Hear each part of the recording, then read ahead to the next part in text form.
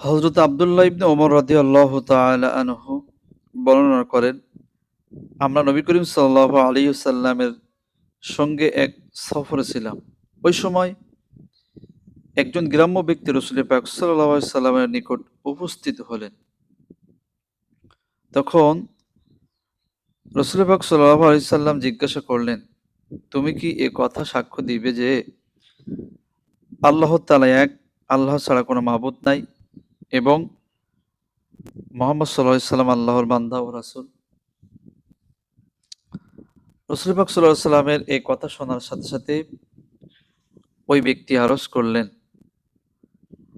আমি আপনার এই দাবির সপক্ষে কোনো সাক্ষী আছে কি?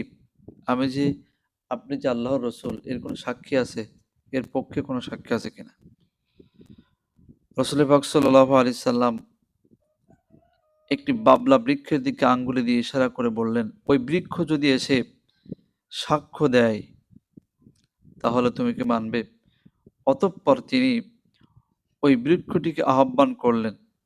ওই বৃক্ষটিকে ইশারায় আহ্বান করার সাথে সাথে মাঠের অপর প্রান্ত থেকে ওই বাবলা বৃক্ষটি মাটি চিরে পথ বাহির করে রসুল পাক সাল্লাল্লাহু আলাইহি সাল্লামের সামনে এসে হাজির হয়ে গেল। সুবহানাল্লাহ। রাসূল সাল্লাল্লাহু আলাইহি সাল্লাম বৃক্ষটির দিকে তিনবার ইশারা করে সাক্ষ্য চাইলেন।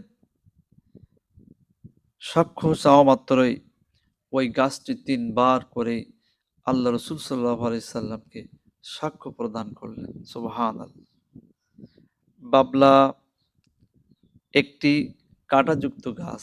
একটা গাছ যদি আল্লাহ রসুল সাল্লাল্লাহু আলাইহি সাল্লামকে সাক্ষ্য দিতে পারে, রসুলকে আনুগত্য করতে পারে, তাহলে আপনি আমি সেই রসুল পাক সাল্লাল্লাহু আলাইহি সাল্লামের উম্মত হয়ে আমরা কেন নবী আদর্শ মানতে পারি না, মহব্বত করতে পারি না, ভালোবাসতে পারি না?